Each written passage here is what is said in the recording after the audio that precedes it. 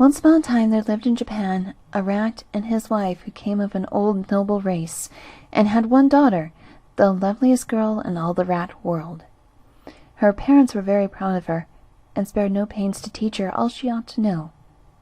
There was not another young lady in the whole town who was as clever as she was in gnawing through the hardest wood, or who could drop from such a height onto a bed, or run away so fast if anyone was heard coming. Great attention, too, was paid to her personal appearance, and her skin shone like satin, while her teeth were as white as pearls and beautifully pointed. Of course, with all these advantages, her parents expected her to make a brilliant marriage, and as she grew up, they began to look round for a suitable husband. But here a difficulty arose. The father was a rat from the tip of his nose to the end of his tail, outside as well as in, and desired that his daughter should wed among her own people. She had no lack of lovers, but her father's secret hopes rested on a fine young rat with moustaches which almost swept the ground, whose family was still nobler and more ancient than his own. Unluckily, the mother had other views for her precious child. She was one of those people who always despise their own family and surroundings, and take pleasure in thinking that they themselves are made of finer material than the rest of the world. Her daughter should never marry a mere rat, she declared, holding her head high. With her beauty and talents, she had a right to look for someone a little better than that. So she talked, as mothers will, to anyone who would listen to her. What the girl thought about the matter, nobody knew or cared. It was not the fashion in the rat world. Many were the quarrels which the old rat and his wife had upon the subject, and sometimes they bore on their faces certain marks which looked as if they had not words to keep only. "Reach up to the stars is my motto," cried the lady one day, when she was in a greater passion than usual. "My daughter's beauty places her higher than anything upon earth," she cried, "and I'm certainly not going to accept a son-in-law who is beneath her." "Better offer her in marriage to the sun," answered her husband impatiently. "As far as I know, there is nothing greater than he."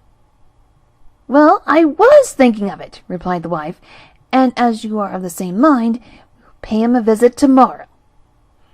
So the next morning the two rats, having spent hours in making themselves smart, set out to see the sun, leading their daughter between them. The journey took some time, but at length they came to the golden palace where the sun lived. "Noble king," began the mother, "behold our daughter! She is so beautiful that she is above everything in the whole world. Naturally we wish for a son-in-law who on his side is greater than all. Therefore we have come to you." "I feel very much flattered," replied the son, who was so busy that he had not the least wish to marry anybody. "You do owe me great honor by your proposal. Only in one point you are mistaken, and it would be wrong of me to take advantage of your ignorance. There is something greater than I am, and that is the cloud. Look!" And as he spoke, a cloud spread itself over the sun's face, blotting out its rays.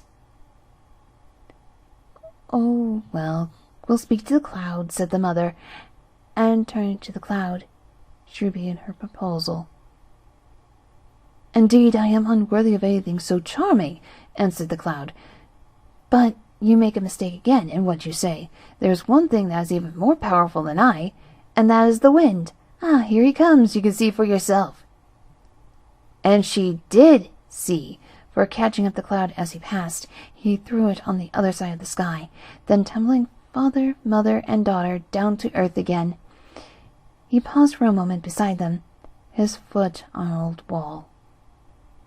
When she had recovered her breath, the mother began her little speech once more.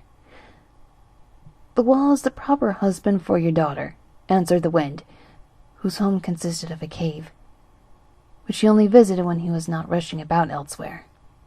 "You can see for yourself that he is greater than I, for he has power to stop me in my flight." And the mother, who did not trouble to conceal her wishes, turned at once to the wall. Then something happened which was quite unexpected by everyone.